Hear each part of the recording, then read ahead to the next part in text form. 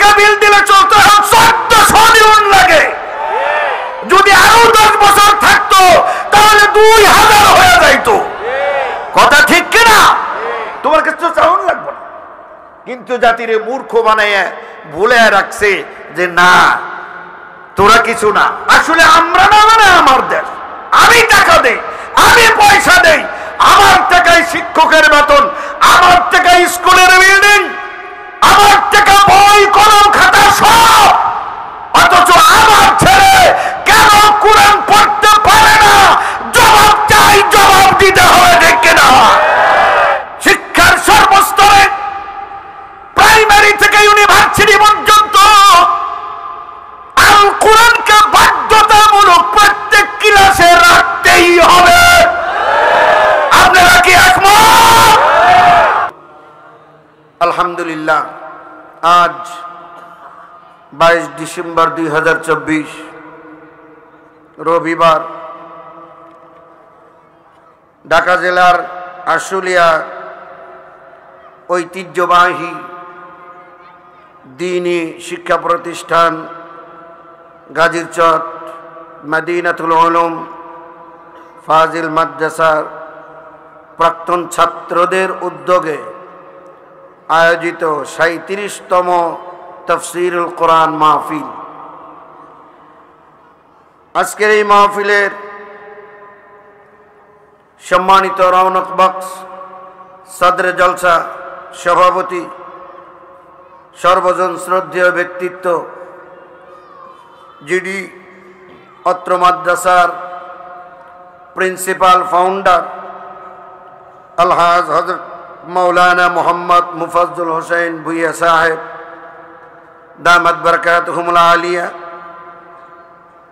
সার্বিক তত্ত্বাবধানে আছেন মোহাম্মদ মাহফুজুর রহমান খান সাহেব। মঞ্চে আলোচনা মাগরিবের পর থেকে শুনেছেন অত্র মাদ্রাসারই সুযোগ্য সুনামধন্য শিক্ষক আলোচনা করেছেন জনাব হযরত মাওলানা আব্দুল মান্নান সাহেব। দীর্ঘক্ষণ এতক্ষণ যিনি আলোচনা করতেছিলেন জনাব হযরত মাওলানা দিলওয়ার হোসেন জামি সাহেব দামাত বারাকাতুহুমুল আলিয়া। মঞ্চ উপবিষ্ট হাজারাত উলামায়ে কেরাম, সম্মানিত অতিথিবৃন্দ, সামনে উপবিষ্ট অত্র এলাকার দিনদার ইমানদার মুমিনিন মুত্তাকিন মুরব্বিয়ানে আযম, প্রাণাধিক প্রিয় আমার যুবক ভাইয়েরা, একান্ত স্নেহের আদরের কলিজার টুকরা শিশু কিশোর বৃন্দ, পর্দার অন্তরালে অবস্থানরত আবেদা জাহেদা সালেহা মুমিনা তাহেরা তয়্যিবা সম্মানিতা মা ও বোনেরা, আমরা আলোচনার শুরুতেই রব্বে করিমের দরবারে আলিশানে অগণিত অসংখ্য শুকরিয়া আদায় করছি যে মহান মাহবুব আমাদেরকে এ এলাকার লাখো লাখো মানুষের মধ্য থেকে যাচাই করে বাছাই করে কিছু সংখ্যক আল্লাহর বান্দাকে কোরআনুল কারীমের আলোচনা বলা এবং শোনার জন্য এই জালসায়ে রহমানিয়ায় এসে বসার তৌফিক এনায়েত করলেন। সেই মহান মুনিবের দরবারে বিনয় অবনত চিত্তে কালেমাতুশ শুকর আদায় করছি। সকলে প্রাণ খুলে একসাথে উচ্চ আওয়াজে বলি আলহামদুলিল্লাহ। রব্বানা লাকাল হামদ হামদান কাসীরান তাইয়্যিবান মুবারাকান ফীহি। আমরা আল্লাহ সুবহানাহু ওয়া তাআলার শুকরিয়া আদায় করে নিলাম, কারণ আল্লাহর শুকরিয়া আদায় করলে আল্লাহ বান্দাকে আরো বেশি বেশি শুকরিয়া আদায় করার তৌফিক বাড়ায় দেয়। সুবহানাল্লাহ বলেন। আমরা লক্ষ্য করছি, আসার সময় দেখলাম রাস্তায় ভিড় ঠেলে আসতে হচ্ছে, প্রচন্ড জ্যাম, গাড়ি নাই, রিক্সা নাই, কিচ্ছু নাই, শুধু মানুষের জ্যাম। আপনারা যারা রাস্তায় ঘোরাফেরা করতেছেন আমি আপনাদেরকে উদাত্ত আহ্বান জানাচ্ছি, আল্লাহর কোরআনের মাহফিল এখানে চলছে, কোরআনের কথা চলছে। বর্তমান দেশের প্রেক্ষাপটে দিক নির্দেশনামূলক অত্যন্ত গুরুত্বপূর্ণ আলোচনা কোরআন হাদিসের আলোকে হবে। এটা শোনা আমাদের সকলের দায়িত্ব। এই দেশকে যারা ভালোবাসি, এই দেশকে যারা সুখী সমৃদ্ধশালী দেশ হিসেবে করতে চাই, এই দেশ থেকে দুর্নীতিকে চিরতরে যারা কবর দিতে চায়, এই দেশ থেকে অন্যায় অবিচার জুলুম নির্যাতন নিষ্পেষণ নিপীড়ন ধর্ষণ মারামারি হানাহানি কাটাকাটি গুম খুন আয়নাঘর এই ধরনের যাবতীয় শয়তান আবিষ্কৃত কাজ থেকে দেশকে যারা মুক্ত রাখতে চায়, দেশের জন্য যারা প্রাণ দিলেন, প্রায় 2000 আমাদের কলিজার টুকরা শিশু কিশোরেরা সেখানে অল্প বয়সী ছিল, নারী ছিল, অপ্রাপ্তবয়স্ক ছিল, 3 বছরের বাচ্চাও ছিল, যাদের রক্তের বিনিময়ে আজ আমরা বুক ফুলিয়ে কথা বলতে পারতেছি। প্রকাশ্য দিবালোকে কোনো অনুমতি ছাড়াই আল্লাহর কোরআনের মাহফিলের আয়োজন আমরা করতে পারছি। এটার শুকরিয়া আদায় করতে হবে। এই দেশ কেউ যেন কোনো দিক দিয়ে আবার আমাদেরকে গোলামের জিঞ্জিরে আবদ্ধ করতে না পারে, এই জন্য গুরুত্বপূর্ণ দিক নির্দেশনামূলক কিছু আলোচনা হবে। যারা এখনো বাইরে অবস্থান করছেন তাদেরকে অনতিবিলম্বে কোরআনের এই মাহফিলের ভেতরে, প্যান্ডেলের ভেতরে এসে অংশগ্রহণ করার জন্য বিনয় অনুরোধ করছি, উদাত্ত আহ্বান জানাচ্ছি। আল্লাহ আমাদের সকলকে কবুল করুন, মঞ্জুর করুন। জোরে বলেন আমিন, আর জোরে বলেন আমিন। বাইরে থেকে মানুষ ধীরে ধীরে আসতেছে, বাইরে এখনো যারা ঘোরাফেরা করতেছে, আসলে তো আসছে ওয়াজ শোনার জন্যই, ঠিক কিনা? তাফসীর শোনার জন্যই আসছে। গেট পর্যন্ত আসে, একটা উকি দেয়, ওখান থেকেই শয়তান যায় ঠ্যাং চাইপা ধরে, আব্বা যাস না, ভিতরে ঢুকিস না। কারণ ভিতরে আল্লাহর কোরআনের আলোচনা হচ্ছে। কোরআনের আলোচনা শয়তান কি সহ্য করতে পারে? শয়তানের কাছে গা জ্বালা শুরু হয় যখন কোরআনের আলোচনা শুরু হয়। এই জন্য শয়তান কখনোই চায় না আল্লাহর কোনো বান্দা আল্লাহর কালাম থেকে শিক্ষা গ্রহণ করুক, আল্লাহর কালাম শুনুক। এটা শয়তান কখনোই চায় না। এই জন্য এই এলাকাকে শয়তানের জন্য 144 জারি করতে চাই, রেড অ্যালার্ট দিতে চাই। আজকে এই গাজীর চট মাদ্রাসা এলাকার মধ্যে আশেপাশে আমরা কেউ শয়তানকে জায়গা দেব না। রাজি আছেন? শয়তানকে তাড়ানোর একটা উত্তম হাতিয়ার হচ্ছে আল্লাহর নাম জোরে উচ্চারণ করা।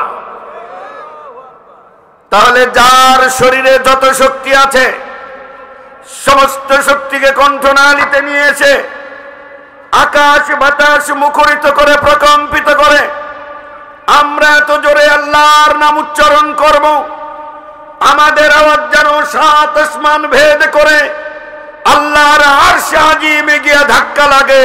ঠিক আছে? একসাথে চিৎকার করে বলেন নারায়ে তাকবীর, লিল্লাহি তাকবীর। আল কোরআনের আলো, আল হাদিসের আলো। কোরআন আছে যেখানে, কোরআন নাই যেখানে, কোরআন নাই যেই দলে, কোরআন নাই যেই মতে,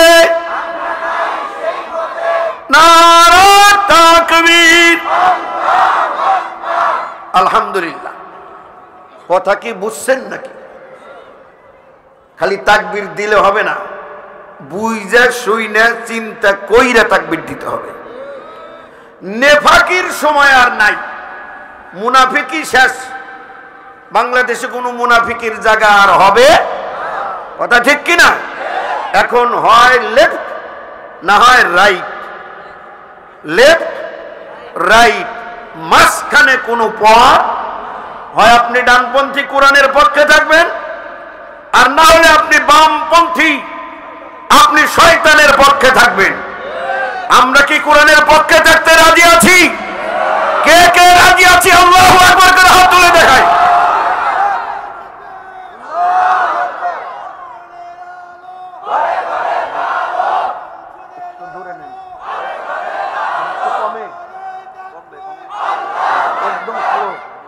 আলহামদুলিল্লাহ, আল্লাহ কবুল করেন, আল্লাহ মঞ্জুর করেন, জোরে বলেন আমিন।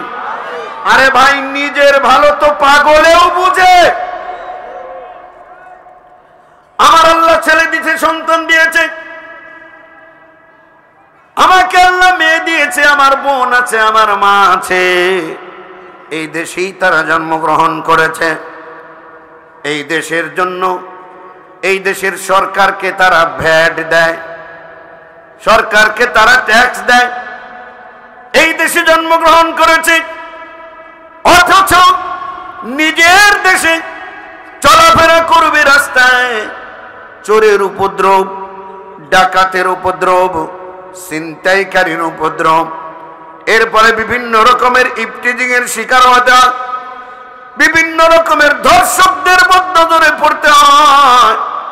তাহলে এই দেশে জন্ম নিয়ে আমার কি সার্থকতা হলো? আমি নিজ দেশে পরাধীন, জোরে কোন ঠিক কিনা? আমরা এক সেকেন্ডের জন্য আর পরাধীন থাকতে চাই? পরাধীন থাকতে চাই? আমরা স্বাধীনতা অর্জন করেছি, এই স্বাধীনতা ছিনতাই করতে কাউকে দেওয়া হবে? এই দেশ, সকল মানুষ যারা এই দেশে জন্মগ্রহণ করেছেন, প্রত্যেকে আপনারা স্বাধীন। আপনাদের উপরে কোনো দিক থেকে কোনো প্রেসার নাই। আপনারা 100% সিকিউর, আপনারা 100% নিরাপদ। একটা আর 10টায় নাই, একাকে অথবা একসাথে সংঘবদ্ধভাবে যখন যেভাবে আপনি চলাফেরা করেন না কেন, আপনার এক আল্লাহ ছাড়া কোনো চোর, ডাকাত, ছিনতাইকারী, রাহাজানিকারীর কোনো ভয় থাকা উচিত না, জোরে কোন ঠিক কিনা? রাস্তায় চলতে গেলে যদি আমি ছিনতাইকারীর ভয় করি, তাহলে কেন আমি সরকারকে ভ্যাট দেব, ট্যাক্স দেব? কথা ঠিক কিনা? আমার মেয়ে রাস্তায় চলার সময়, নিজ দেশের রাস্তায় চলার সময় যদি ইফতিজারের ভয় করে, ধর্ষকের ভয় করে, মেয়ে কলেজে ইউনিভার্সিটিতে গেছে, বাবা মা বাড়ির থেকে টেনশন করতেছে, দুশ্চিন্তা করতেছে, না জানি মান সম্মান নিয়ে ফিরে আসতে পারে কি পারে না, এইরকম দুশ্চিন্তা একজন মানুষের অন্তরে যদি থাকে, আপনি রাষ্ট্রপ্রধান যেই হন না কেন, কিয়ামতের দিন আদালতে আখিরাতে আপনাকে অবশ্যই জবাবদিহি করতে হবে, আসামির কাঠগড়ায় দাঁড়াতে হবে, ঠিক কিনা? এই জন্য ভাইরা, গুরুত্বপূর্ণ কিছু কথা আমি আপনাদের সামনে আজকে তুলে ধরব। খুবই মনোযোগ সহকারে কথাগুলো শুনতে হবে। আমরা শুনেছি আজ থেকে 1400 বছর আগে ইতিহাস, 1400 বছর আগের আরব, যেই সময়টাকে ঐতিহাসিকরা, ইতিহাসবিদরা বলেছে আইয়ামে জাহিলিয়া। কি বলেছে? আইয়ামে জাহিলিয়া। তার মানে জাহিলিয়াতের যুগ, মূর্খতার যুগ, বর্বরতার যুগ। তাদের মধ্যে কোনো নিয়ম শৃঙ্খলা ছিল না, তাদের মধ্যে কোনো বিধিনিষেধের তারা কোনো পরোয়া করতো না, কোনো কিছুরই তোয়াক্কা করতো না। কারো বাড়ির সামনে দিয়ে, এই বাড়ির সামনে দিয়ে একজন লোক মাথায় করে কিছু জিনিস বিক্রি করতে করতে যাইতেছে, সাথে সাথে ওই লোকটার হাত থেকে তার মাথায় যা আছে সবগুলো টান দিয়া ঘরের ভিতরে নিয়ে গেছে। এরপরে লোকটা যদি উচ্চবাচ্য করে কোনো কথা বলে, কথা বলার সাথে সাথে তাকে একবার তলোয়ার দিয়ে এক কোবে দুই ডুম করে দিয়েছে। এই অবস্থা দেখার পরে ওই সমাজের অন্যান্য লোক, ওই গোষ্ঠীর অন্যান্য লোক যারা, তারা ভর্ৎসনা করতো না, বরং বাহাবা দিত, এইটাই আমাদের নেতা হওয়ার যোগ্য। জোরে কন নাউজুবিল্লাহ। এই ছিল তাদের সমাজের অবস্থা। লুট তরাস, ছিনতাই, রাহাজানি, খুন ধর্ষণ সীমাহীন হয়ে গেছিল। ওই আরবের মধ্যে কোনো আলো ছিল না, কোন রকমের জ্ঞানের আলো ছিল না, অন্ধকারাচ্ছন্ন মানুষ ছিল। মারামারি, কাটাকাটি, দলাদলি, চুলাচুলি, ডাকাতি, ছিনতাই, রাহাজানি ইত্যাদি করেই তারা বেড়াতো। সভ্যজাত তখন যারা ছিল, পারস্য সম্রাট, রোম সাম্রাজ্য, পারস্য সাম্রাজ্য, তারা এখান দিয়ে আশপাশ দিয়ে গেলেও এই এলাকায় কখনো ঢোকার প্রয়োজন বোধ করে নাই। এই এলাকাকে দখল করতে হবে কখনো তারা চিন্তা করে নাই। তারা চিন্তা করেছে কিছু কিছু বেদুইন, অশিক্ষিত, মূর্খ, অসভ্য, জন্তু জানোয়ারের মতো কিছু লোক এখানে থাকে। এরা জীবনেও আমাদের কোনো ক্ষতি করতেও পারবে না, আর এদের কাছে গিয়েও আমরা শান্তি পাবো না। অতএব এই দিক থেকে গাছ নাই, পালা নাই, পানি নাই, কিচ্ছু নাই, এমন একটা অনুর্বর, অসভ্য, বর্বর মানুষ, এদের কাছে কেউ ভিড়ত না। এদেরকে সমাজের থার্ড ক্লাস মানুষ হিসাবে আখ্যায়িত করে তাদের সাথে সবাই দূরত্ব বজায় রেখে চলতো। এভাবে চলতে লাগলো হাজার হাজার বছর। সমাজের সবচাইতে অবহেলিত, সারা বিশ্বের মধ্যে যাদেরকে বলা হয় মূর্খ, যাদেরকে বলা হয় জাহেল, যাদেরকে বলা হয় অন্ধ, যাদেরকে বলা হয় বর্বর, তাদের ধর্মীয় আচরণ কি ছিল? হজ করত, আল্লাহর ঘর তাওয়াফ করত, কিন্তু তাওয়াফ করার আগে বলতো, আল্লাহ যে পোশাকে দুনিয়ায় পাঠাইছেন ওই পোশাকেই আমি হজ করব। নাউজুবিল্লাহ না সুবহানাল্লাহ। কথা বুঝছেন না বুঝেন নাই? আল্লাহ আপনারে কোন পোশাকে দুনিয়ায় পাঠাইছিল? পায়জামা না পাঞ্জাবি কি গায়ে দিয়েছিলেন? হ্যাঁ, ড্রেসলেস, কোন পোশাকই ছিল না।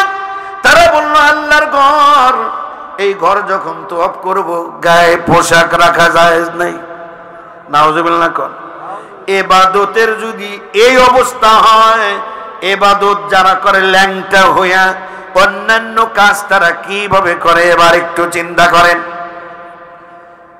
সব দিক দিয়ে পিছিয়ে, পৃথিবীর সভ্যতা থেকে সম্পূর্ণ দূরে অবস্থান করতেছে, সম্পূর্ণ ডিটাচ, অসভ্য, বর্বর হিসেবে তাদেরকে দূর দূর করে রাখে।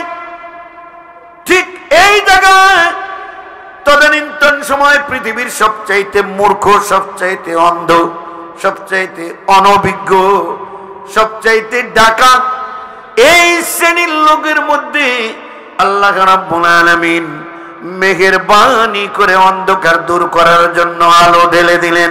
জোরে কোন সুবহানাল্লাহ। قد جاءكم من الله نور وكتاب مبين।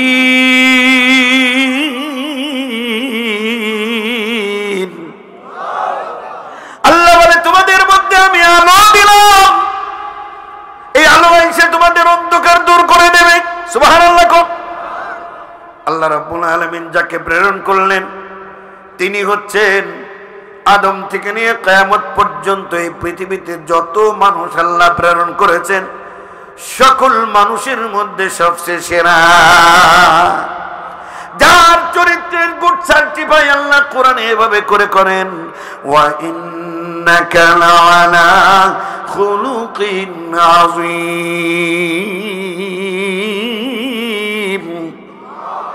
নবী, আমি আপনাকে সর্বোত্তম চরিত্র ভূষিত করেছি। সুবহানাল্লাহ বলেন। তিনি হচ্ছেন গোটা মানব জাতির জন্য আদর্শ, তিনি হচ্ছেন গোটা মানব জাতির জন্য অনুসরণীয়, অনুকরণীয়। জোরে কান ঠিক কিনা? তিনি হচ্ছেন বিশ্বে সকল নির্যাতিত, নিপীড়িত, বঞ্চিত নিগৃহীত মানুষের একমাত্র ত্রাণকর্তা, একমাত্র উত্তম আদর্শ সাইয়্যিদিনা মুহাম্মদুর রাসূলুল্লাহ সাল্লাল্লাহু আলাইহি ওয়াসাল্লাম। অতএব মুসলমান, যদি সুখ চাও, যদি শান্তি চাও, স্বস্তি চাও, নিরাপত্তা চাও, সকল নেতৃত্বের কবরে লাথি মেরে আল্লাহর নবীর নেতৃত্ব মেনে নিতে হবে।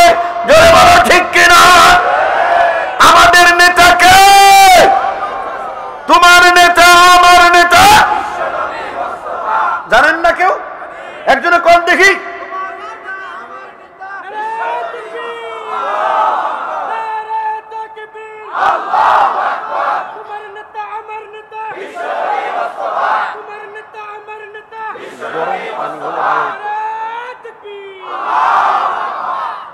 আমার মায়েরা,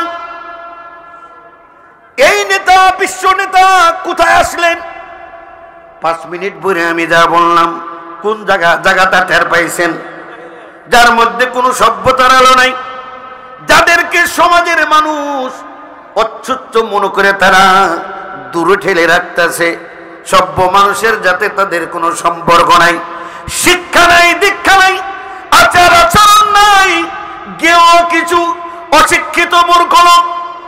এই লোকগুলোর মধ্যে আল্লাহ রাব্বুল আলামিন যাকে পাঠাইলেন, এবার তার অবস্থা দেখি।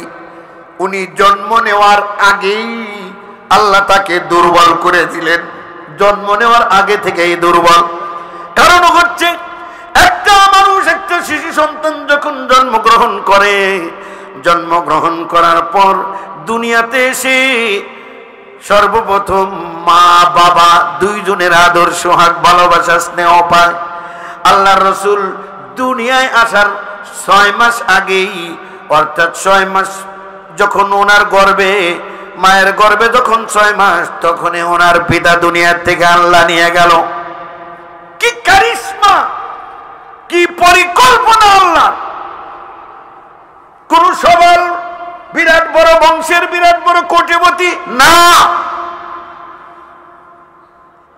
জন্মের আগে বাপ নিয়ে গেল। জন্মের পরে মাত্র 6 বছর, 6 বছর পরে আল্লাহ রাব্বুল আলামিন তার মা জননী, তাকে আল্লাহ নিয়ে গেলেন। বাপও নাই, মাও নাই। এবার আদর করে, যত্ন করে লালন পালন করতেছে দাদা আব্দুল মুত্তালিব। কিছুদিন যেতে না যেতে আব্দুল মুত্তালিবকে আল্লাহ নিয়ে গেলেন। একাকী হয়ে গেল। চতুর্দিক দিয়ে দুশ্মন আস্তে আস্তে বাড়তে লাগলো। দুশ্মনীর সীমানা কত দূর পর্যন্ত চলে গেছে। দিনে দুপুরে হত্যা করার ষড়যন্ত্র তারা করতেছে। শুধু ষড়যন্ত্র করে নাই, হত্যা করেই ফেলবে, এই নিয়তে তারা পরিকল্পনাও তৈরি করেছিল। ইসলামের ইতিহাসে আছে, আপনারা সবাই জানেন। আমি যে কথা বলতে চাই, এত দুর্বল একটা মানুষ, জন্মের আগে মা নাই, এরপরে বাবা নাই, মুরব্বী বলতে কেউ নাই, জন্মগ্রহণ করেছেন একটা বর্বর অসভ্য এরিয়ার মধ্যে। সময়টা ছিল জাহিলি সমাজ, সবচেয়ে অন্ধকারাচ্ছন্ন সমাজ, সভ্যতা বিবর্জিত একটি সমাজ। ওই সমাজের মধ্যে পৃথিবীর সবচাইতে অসভ্য, সবচাইতে বড় বড় ডাকাত, সবচাইতে বড় বড় চোর, সবচাইতে বড় বড় সন্ত্রাসী যারা, তাদের মধ্যেই তিনি লালিত পালিত হতে লাগলেন। এবার আল্লাহ রাব্বুল আলামিন বলেন, ও মুহাম্মদ সাল্লাল্লাহু আলাইহি ওয়াসাল্লাম, আমি তোমার কাছে এমন একটা পরশ পাথর দেব, ওই পরশ পাথরে ঘষা দিবা, ঘষা দিবা, ওই পরশ পাথরে যাকেই ঘষা দিবা, 1000 বছরের জং পরা লোহা হলেও জং পরিষ্কার হয়ে খাঁটি স্বর্ণের রূপান্তরিত হয়ে যাবে। জোরে কোন সুবহানাল্লাহ। কবি বলেন, উতর কর গারে হেরাস সুয়ে কৌম আয়া, উতর কর গারে হেরাস সুয়ে কৌম আয়া, नुस्खे कीमिया सतलाया। दार हयात के আল্লাহর নবী সাল্লাল্লাহু আলাইহি ওয়াসাল্লাম তার কওমের কাছে যখন ফিরে আসলেন, কি নিয়ে আসলেন?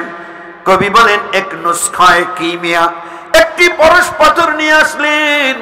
ওই পরশ পাথরের যখন ঘষা দেওয়া হলো, এর সাথে সংস্পর্শে যারা আসলো, আসার সাথে সাথে যারা ছিল পৃথিবীতে সবচাইতে অসভ্য, অমুসলমান, ভালো করে শুনতে হবে, যারা ছিল এই পৃথিবীতে সবচাইতে অসভ্য, গোটা পৃথিবী সভ্যতার উস্তাদ হয়ে গেল একজন, জয় কন্যা সুবহানাল্লাহ। যারা ছিল নারীদের সতীত্বের জম, তারা এখন রাত জেগে জেগে নারীদের ইজ্জত আবরুর পাহারাদার হয়ে গেল। যারা ছিল বড় বড় চোর, তারা এখন চুরির বিরুদ্ধে আন্দোলন করতে লাগলো, চুরি চিরদিনের জন্য খতম করে দিতে লাগলো।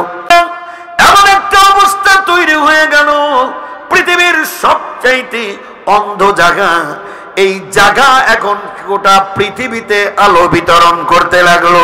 জোরে কোন সুবহানাল্লাহ। কি সেই পরশ পাথর, কিসের মাধ্যমে এত শক্তি তারা অর্জন করলো? সেই পরশ পাথর আর কিছুই নয়, সেটা সম্পর্কে আল্লাহ নিজে বলেন, কিতাবুন আনজালনাহু ইলাইকা লিতুখরিজান নাসা মিনাল যুলুমাতি ইলান নূর। ও নবী, এটা এমন একটি কিতাব, আনজালনাহু ইলাইক, যেটা আমি আপনার উপর অবতীর্ণ করলাম। কি জন্য অবতীর্ণ করলাম? এই কারণে অবতীর্ণ করলাম, লিতুখরিজান নাসা মিনাল যুলুমাতি ইলান নূর। এই কিতাব দ্বারা এই অন্ধকারচ্ছন্ন মানুষগুলোকে, যারা অন্ধকারে পথ খুঁজে পাচ্ছে না, হাতড়ে মরছে, এদেরকে অন্ধকার সমূহ থেকে আলোর দিকে নিয়ে যেতে হবে, জাহান্নামের পথ থেকে জান্নাতে নিয়ে যেতে হবে। অসভ্য বর্বরদেরকে সভ্যতার উস্তাদ তৈরি করতে হবে। জোরে কোন সুবহানাল্লাহ। এবার আমি বলি, আমাদের দেশে অন্ধকার আছে না নাই? আমাদের দেশে অন্ধকার আছে না নাই? আমাদের দেশে চুরি আছে না নাই? আমাদের দেশে ছিনতাই আছে না নাই? আমাদের দেশে ডাকাতি আছে না নাই? আমাদের দেশে ধর্ষণ আছে না নাই? তবে ঘুষ বন্ধ হয়ে গেছে। ঘুষ আছে, সুদ আছে, দুর্নীতি সবই আছে, সবই আছে। তবে ওই যুগের সাথে এই যুগের একটু বেশ কম আছে। ওই যুগে যারা চুরি করত, তারা কি আয়ে পাস না বিয়ে পাস ছিল? কি তারা ছিল মূর্খ। আর এই যুগে যারা চুরি করে, যে যত বেশি পাস তত বড় চোর। বিদেশ থেকে ডিগ্রি নিয়ে আসছে, লন্ডন থেকে অক্সফোর্ড ইউনিভার্সিটি থেকে বড় বড় ডক্টরেট ডিগ্রি নিয়ে আসছে, আইসা সচিবালয়ের চাকরি পাইছে, কলমের খোসা দিয়ে এত এত কোটি টাকা তারা চুরি করে। গোটা দেশের শেষরা চোর 10 বছরেও সবাই মিলা করতে পারবে না একজনে যে চুরি করে, ঠিক কিনা? তাহলে বড় চোর কি মূর্খ না শিক্ষিত? শিক্ষিত। এই শিক্ষা কি শিক্ষা? এই শিক্ষা হলো কুশিক্ষা। কি শিক্ষা? কুশিক্ষা। সুশিক্ষায় শিক্ষিত ব্যক্তি চুরি করতে পারে না। জোরে কোন ঠিক কিনা? কুশিক্ষা, যেই শিক্ষার ভিতরে কোরআন নাই, ওইটাই হলো কুশিক্ষা, ঠিক কিনা? এবার আমার সাথে কথা বলেন, এই সমাজ অন্ধকার মুক্ত হোক, আলোকিত হোক, আপনারা কি চান? সন্ত্রাস মুক্ত হবে, দরজা খুলে মানুষ ঘুমাবে, ধর্ষণ থাকবে না, ছিনতাই থাকবে না, রাহাজানি থাকবে না, খুন থাকবে না, কোন নিয়ম থাকবে না। আমরা প্রত্যেকেই এক একজন এই দেশের মানুষ, নাগরিক। সম্মানের সাথে আমি আমার এই নাগরিকত্বের অধিকার আমি আদায় করব, সম্মানের সাথে আমি বসবাস করব। এইটা যদি চাই তাহলে সুশিক্ষার কোনো বিকল্প নাই। আর ওই সুশিক্ষা হচ্ছে আল্লাহর কোরআনের শিক্ষা। সুবহানাল্লাহ বলেন। গত 15টি বছর যাবত আমার স্কুলে, আমার কলেজে, আমার ইউনিভার্সিটিতে, আমার প্রাইমারি লেভেল থেকে শুরু করে শিক্ষার সকল স্তরে আল্লাহর কোরআনকে ধুয়ে মুছে শেষ করে দেওয়া হয়েছে, ঠিক কিনা? আমার প্রাইমারি স্কুলে কি কোরআন আছে? আমার হাই স্কুলে কোরআন পড়ানো হয়, আমার কলেজে কোরআন পড়ানো হয়, আমার ইউনিভার্সিটিতে কোরআন পড়ানো হয় না। দেখাই তো পূর্ব পাকিস্তানের সর্বপ্রথম 100% ছাত্র ছাত্রীরা অবস্থান করে লেখাপড়া করে আবাসিক বিশ্ববিদ্যালয় জাহাঙ্গীরনগর ইউনিভার্সিটি, সেখানকার ছাত্র দর্শনের সেঞ্চুরি করে উদযাপন করেছে, বলেন ঠিক কিনা? এই ধর্ষকদের ঝাঁটিয়ে বিদায় করতে হবে। আল্লাহর পক্ষ থেকে বিচার হয়েছে, তারা বিদায় হয়েছে, কথা ঠিক কিনা? এবার আমাদের সজাগ সচেতন থাকতে হবে। এই ধরনের কোন ধর্ষক, কোন প্রতারক, কোন দুর্নীতিবাদ, কোন চাঁদাবাদ, কোন ধান্দাবাদ বাংলার জমিনে যেন মাথা উঁচু করে দাঁড়াতে না পারে, জোরে বলেন ঠিক কিনা? আমরা এ জাতি আর গোলামীর জিঞ্জির পড়তে চাই, গোলামীর জিঞ্জির পড়তে চাই। বহুত গোলামি আমরা করেছি। আমার স্কুলে কোরআন নাই, জীবনে উঠে জিজ্ঞাসা করলেন না কোরআন নাই কেন? স্কুলের স্যারের বেতন দেয় কে? সরকার। এই সরকার কইয়াই তো মরছেন। স্যারদের বেতন দেয় কে? কন্যাকে আমি দেই। কয় হুজুর আমার কাছে তো জীবনেও চায় নাই। স্যার গো বেতন দেওয়ার সময় আমার কাছে জীবনেও টাকা চায় নাই। টাকা তোমার কাছে চাউন লাগবো কে? আলু কিনবার যাও না? হ্যাঁ, আলু কিনতে যাও 20 টাকার 80 টাকা। তোমার কাছে টাকা চাউন লাগবো নাকি এক্সট্রা? মোবাইল কিনতে যাও, কলম কিনতে যাও, টুপি কিনতে যাও, ওইখানেও আছে ট্যাক্স, ভ্যাট, কারেন্ট বিল। ওই টাকাটা ছিল কয় টাকা হইছে? 100 টাকা বিল দিলে চলতো, এখন 1400 ইউনিট লাগে। যদি আরো 10 বছর থাকতো তাহলে 2000 হয়ে যাইতো, কথা ঠিক কিনা? তোমার কাছে তো চাউন লাগবে না, কিন্তু জাতিরে মূর্খ বানাইয়া ভুলে রাখছে যে না তোরা কিছু না। আসলে আমরা না, মানে আমার দেশ। আমি টাকা দেই, আমি পয়সা দেই, আমার টাকায় শিক্ষকের বেতন, আমার টাকায় স্কুলের বিল্ডিং, আমার টাকা বই কলম খাতা সব। অথচ আমার ছেলে কেন কোরআন পড়তে পারে না? জবাব চাই, জবাব দিতে হবে, ঠিক কিনা?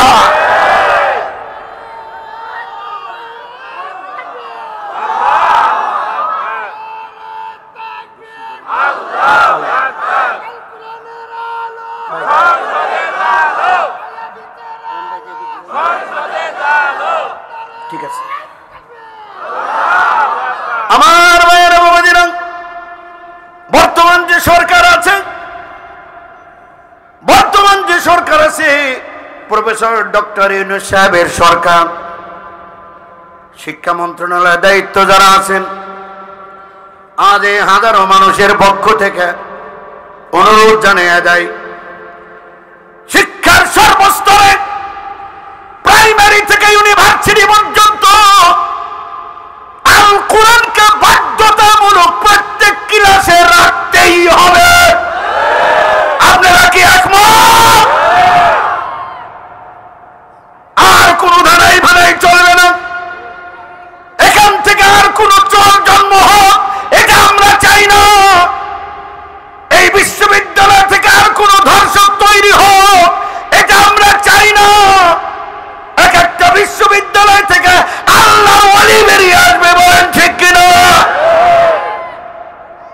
দানাই ফানাই বহুত করেছেন।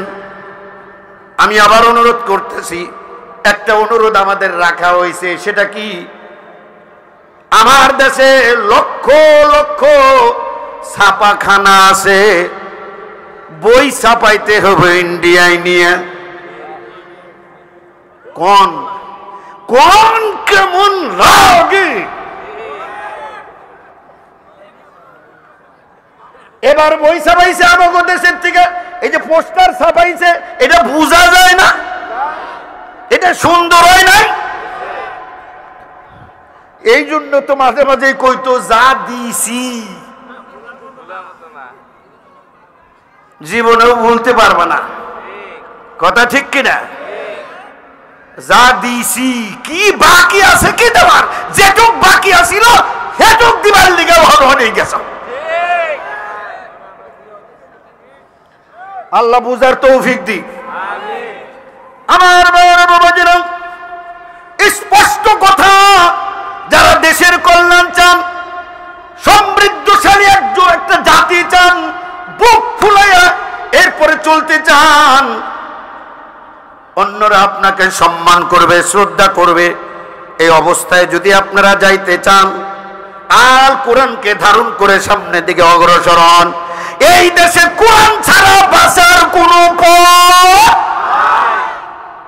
একটাই পথ আছে। যদি মর্যাদা নিয়ে বাঁচতে চান, আল্লাহর কোরআনকে ধারণ করে বাঁচতে হবে। কবি নজরুল বলে গেছে, ভয় নাই তোর বুকেতে তাবির, বাধা যে আছে পাক কোরআন। সুবহানাল্লাহ কন্যা। উনি টের পাইছিল, নির্ভয় যদি থাকতে চাও কোরআন বুকে ধারণ করতে হবে। কোরআন যদি বুকে থাকে, তুমি কাউকে ভয় করবে না, গোটা বিশ্ব তোমারে ভয় করবে, তোমার ভয় করবে। শুধু ভয় করবে না, জিন্দা ভয় করবে না, তুমি মরে গেলে তোমার লাশেরও ভয় করবে, জানাজা দিতে দেবে না। জোরে বলো ঠিক কিনা? জানাজা দিতে দেয় নাই ঢাকার শহরে, এরকম ঘটনা ঘটে নাই? লাশকেও কত ভয় পায়, কারণ তার বুকে ছিল আল কোরআন, কথা ঠিক কিনা? সারা বিশ্ব ঘুরে ঘুরে এই কোরআনের দাওয়াত যিনি দিয়েছেন, 50টিরও বেশি রাষ্ট্রে ঘুরে হাজার হাজার মুসলিম যার হাতে হাত রেখে কালেমা পড়ে ইসলাম গ্রহণ করেছেন, বাংলাদেশের গর্ব, বাংলাদেশের অহংকার। শুধু তাই না, আল্লাহর ঘর কাবা শরীফের ভেতরে গিয়া ঘন্টার পর ঘন্টা সিজদা দিয়ে যিনি ইবাদত করেছেন,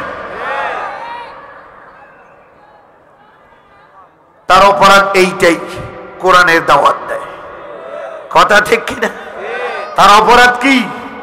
চুরি করে নাই, ছিনতাই করে নাই, ডাকাতি করে নাই।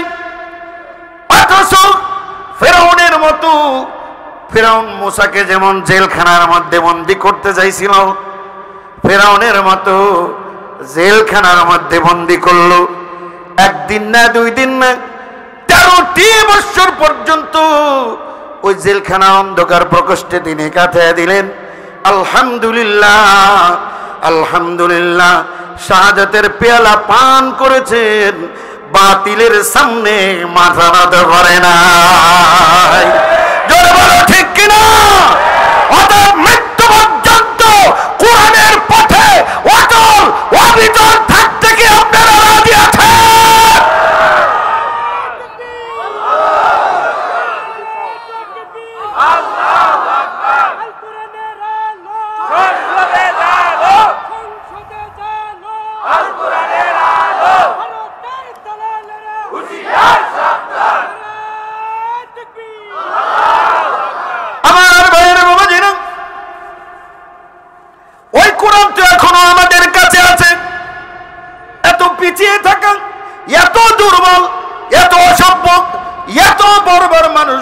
যদি তারা পৃথিবীর শ্রেষ্ঠ মানুষের রূপান্তরিত করতে পেরেছে, পৃথিবীর উস্তাদ বানাইছে, সভ্যতার উস্তাদ, সুবহানাল্লাহ কন্যা। এই পৃথিবীতে বর্তমানে সভ্যতা বলতে যা দেখছেন, ওই লোকগুলোর হাতেই নির্মিত বিনির্মিত। জোরে কন্যা সুবহানাল্লাহ। এই ভারত উপমহাদেশ, এই ইসলামওয়ালারা 850 বছর শাসন করেছে একটানা।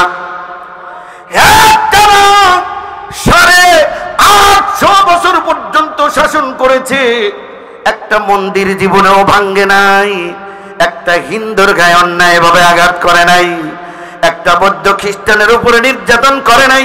কারণ কোরআন তাদের বলে দিয়েছে লাকুম দীনুকুম ওয়ালিয়া দীন, তাদেরকে তাদের কাজ করতে দাও, তুমি তোমার কাজ করো, তাদের জন্য তাদের দিন, তারা তাদের আদর্শ মানুক, তুমি তোমার আদর্শ মানবা।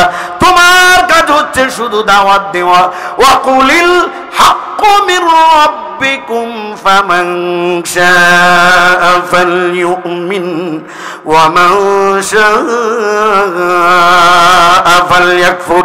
তুমি শুধু দাওয়াত দিবা, যে চায় তোমার দাওয়াত কবুল করে ঈমান আনবে, আর যে চায় না সে কুফরি করবে, অস্বীকার করবে। কিন্তু লাস্তা আলাইহিম বিমুসাইতির, আল্লাহ কিন্তু আল্লাহ বলে নবী তোমারে আমি দারোগা বানায়া পাঠাই নাই, জোর করে কাউকে ইসলাম কবুল করতে তুমি বাধ্য করতে পারবা না। এই কোরআনের আদর্শ, ইসলামের আদর্শ বাস্তবায়ন করতে গিয়ে এই 850 বছরের মধ্যে এদেশে হিন্দুরা ব্যবসা করেছে, বাণিজ্য করেছে, বড় বড় জমিদার এক একজন হয়েছে, হিন্দুদের কোনো ক্ষতি হয় নাই। মুসলমানরা যদি এই যে মোদি পাঠার মতো হইতো, মোদির মতো যদি হইতো, হিংস্র সহিষ্ণু যদি মোদির মতো যদি হইতো এরকম আচরণ, এই বিশ্বে না, এই উপমহাদেশে Pakistan, Bangladesh, India, Burma, Myanmar, এই সব জায়গা দিয়ে একটা হিন্দু খুঁজে পাওয়া যেত না। 850 বছর, কত বছর? 850 বছর 8 জনও খুঁজে পাওয়া যাইত না মোদির মতো হিংস্র জন্তু যদি থাকতো। কথা ঠিক কিনা?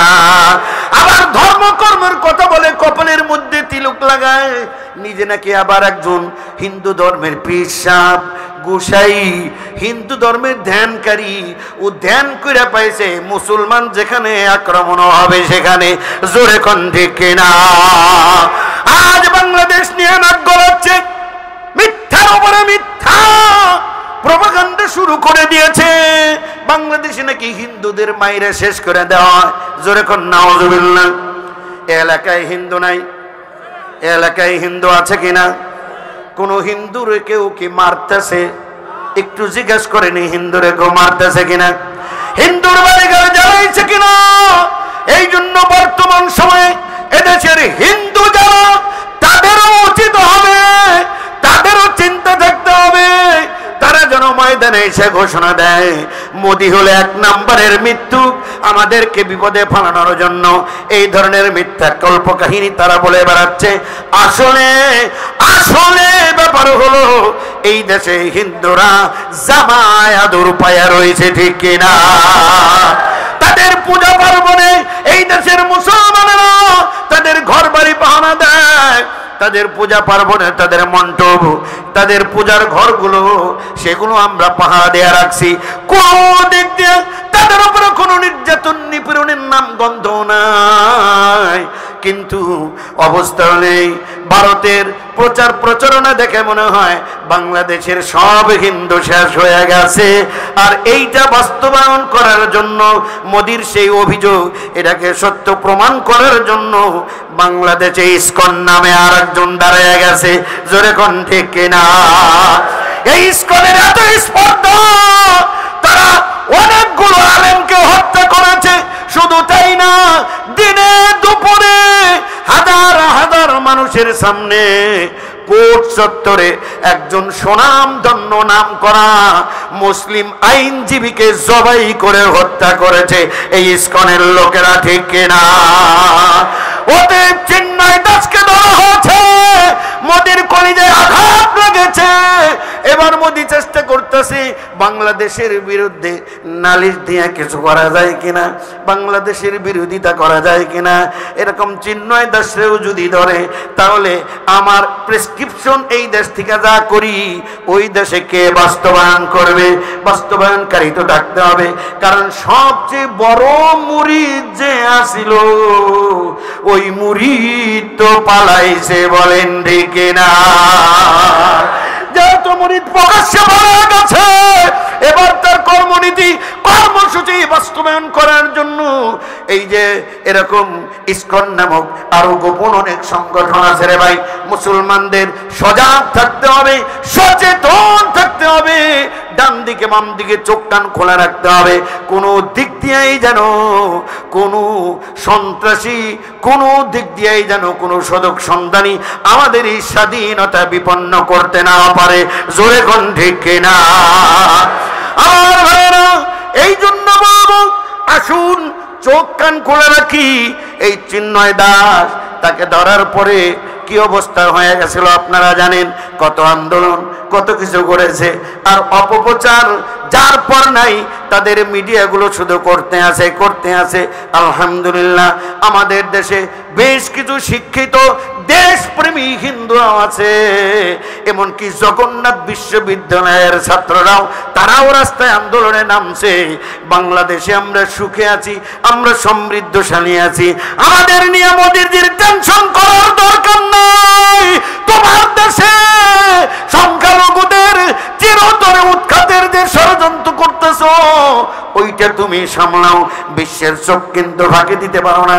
কোরবানির গোশত বাসার ফ্রিজে পাওয়ার কারণে গলা কেটে হত্যা করেছ মুসলমানদেরকে। গরু কোরবানি দিতে যাও না, ধর্মীয় অনুষ্ঠান পালন করতে দাও না। অসংখ্য মসজিদ তোমরা ভেঙে দিয়েছো। প্রায় বড় বড় মসজিদগুলোর ভেতরে এখন ওরা কি করতেছে? খোরাখুরি শুরু করছে। কি করতেছে? খোরাখুরি কি জন্য করে? কয় এই মসজিদের নিচে মন্দির আছে। নাউজুবিল্লাহ, আস্তে না জোরে, নাউজুবিল্লাহ, আস্তে না জোরে। ওই যে বাবরি মসজিদ যেভাবে রাম মন্দির বানাইছে, অসংখ্য মসজিদ ভারতের এরকম খোরাখুরি শুরু করছে মন্দিরের কোনো কিছু পাওয়া যায় কিনা। আমার এভাবে করে ধর্মের দুশ্মন, ইসলাম এবং মুসলমানদের চিরশত্রু ভারত আমাদের শত্রু না। একটা কথা মনে রাখবেন, ভারতের আম জনতা আমাদের শত্রু না, আমাদের শত্রু হচ্ছে ওই মোদি। ঠিক কিনা? বাংলাদেশের যত লোক আছে এতদিন 15 বছর পর্যন্ত বাংলাদেশের নেতৃত্ব কার হাতে ছিল? দোষ ছিল সব তার। আর ভারতে যা হচ্ছে সবকিছুর দোষ হলো ওই যে 2 জনের সাথে। এই জন্য এত মিল। জোরে কোন ঠিক কিনা? একজন ইন্ডিয়া থেকে মুসলিম নিধন করতে চায়, আর একজন 90% মুসলমানের দেশে বসে আলেম উলামাদেরকে ফাঁসি দিয়ে মারতে চায়।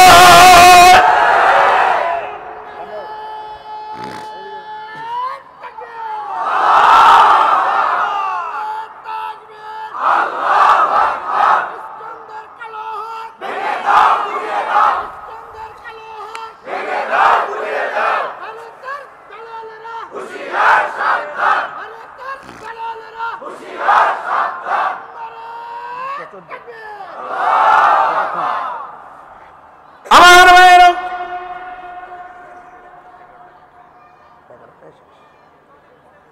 চলবো নাকি? একটু দেরি হইব কিন্তু। আল্লাহ কবুল করো, মঞ্জুর করো, বলেন আমিন। আরো জোরে বলেন আমিন।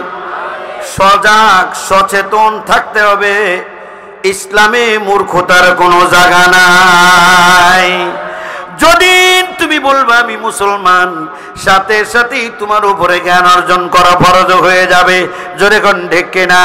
তলাবুল ইলমি ফারিদাতুন আলা কুল্লি মুসলিম। প্রত্যেক মুসলমান, তুমি নর হও আর নারী হও, তোমার উপরে জ্ঞান অর্জন করা ফরজ করেছে কি? আল্লাহ জ্ঞান অর্জন করা ফরজ করেছেন। এই জন্য কোরআনের প্রথম শব্দটাই হচ্ছে ইকরা। কোরআনের প্রথমে হজের কথা কয় নাই, যাকাতের কথা কয় নাই, নামাজের কথা কয় নাই, রোজার কথা কয় নাই, কিচ্ছু কয় নাই। প্রথম শব্দটাই হচ্ছে ইকরা।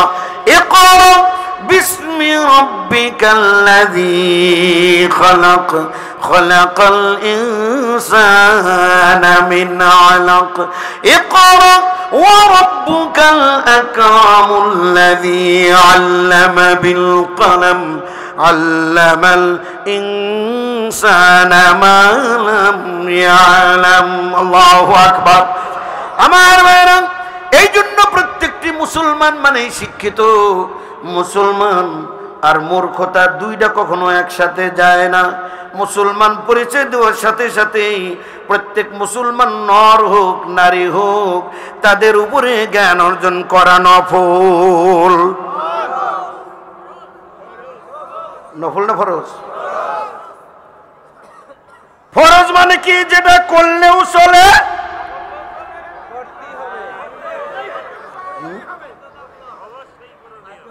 অবশ্যই করতেই হবে, তবে আফটার ডেথ, মরার পরে।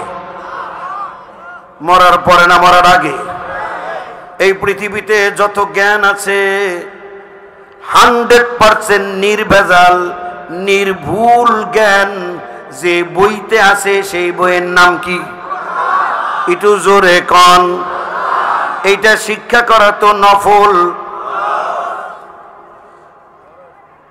কি জ্ঞান অর্জন করবেন? ভেজাইলা জ্ঞান না নির্ভেজাল জ্ঞান? ভুলে ভরা জ্ঞান না নির্ভুল জ্ঞান?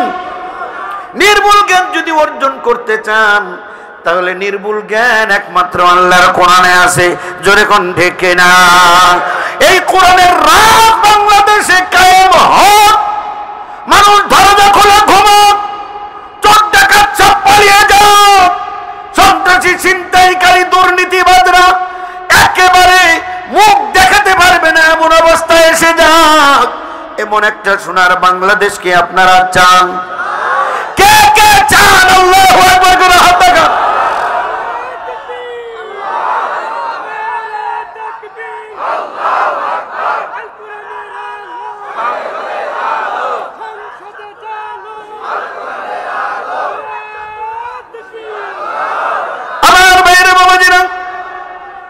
শুনেন, আল কোরআনের শাসন আমরা সবাই চাই, কারণ এর চেয়ে উত্তম শাসন আর হতে পারে?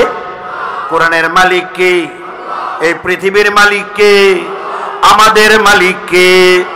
আমরাও আল্লাহর গোলাম, পৃথিবীটাও আল্লাহ তৈরি, আর কোরআনও আল্লাহর কিতাব। জোরে কোন সুবহানাল্লাহ।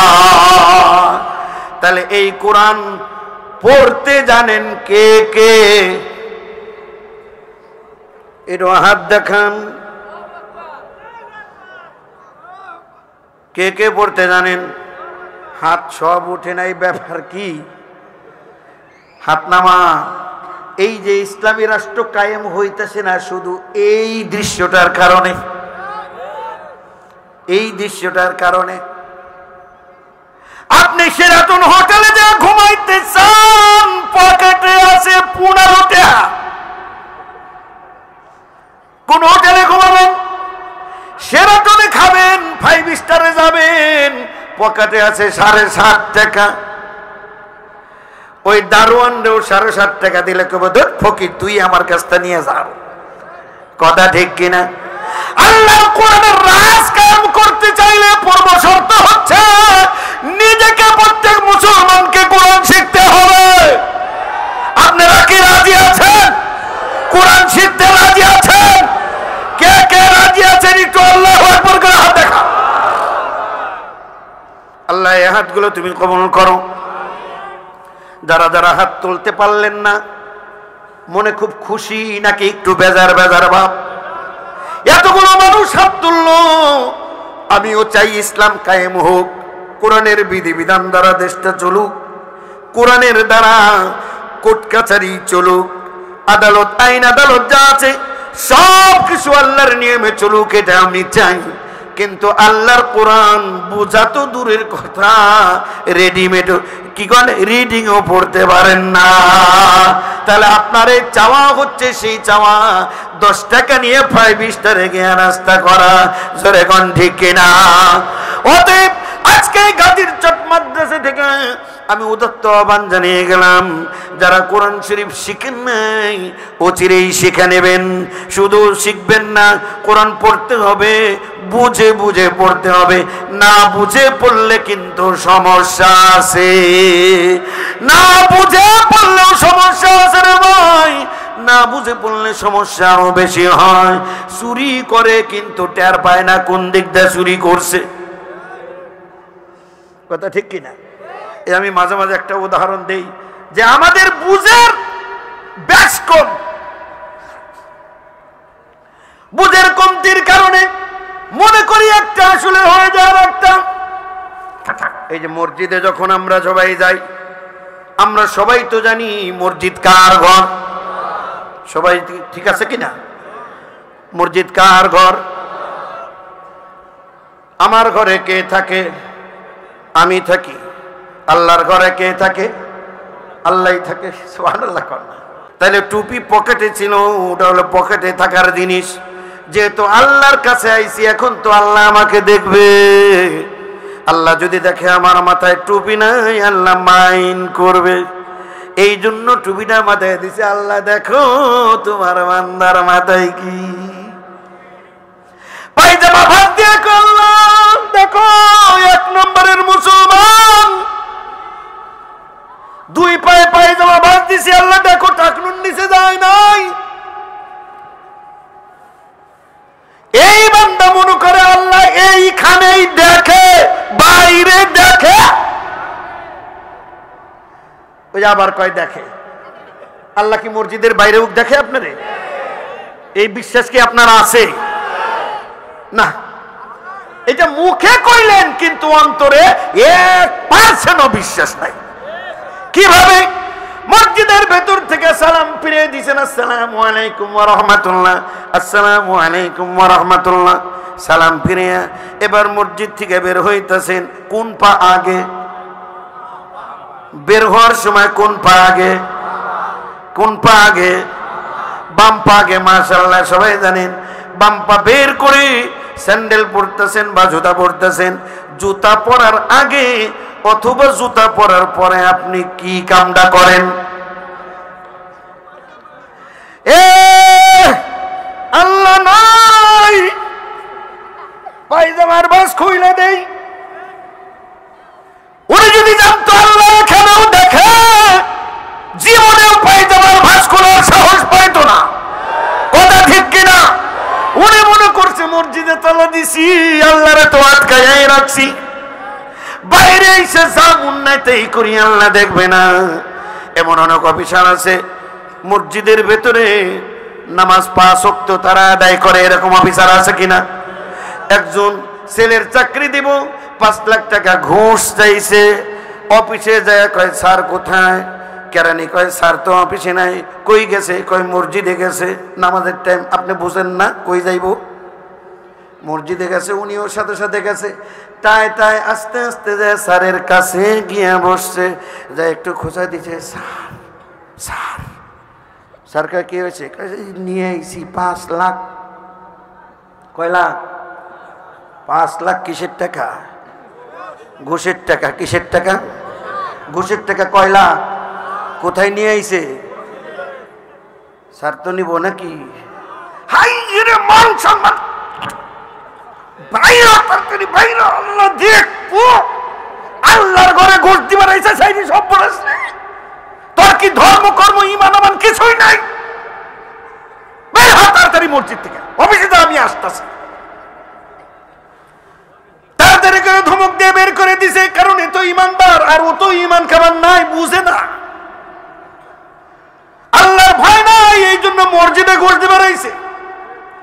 ওনার ভিতরে আল্লাহর ভয় আছে কতক্ষণ?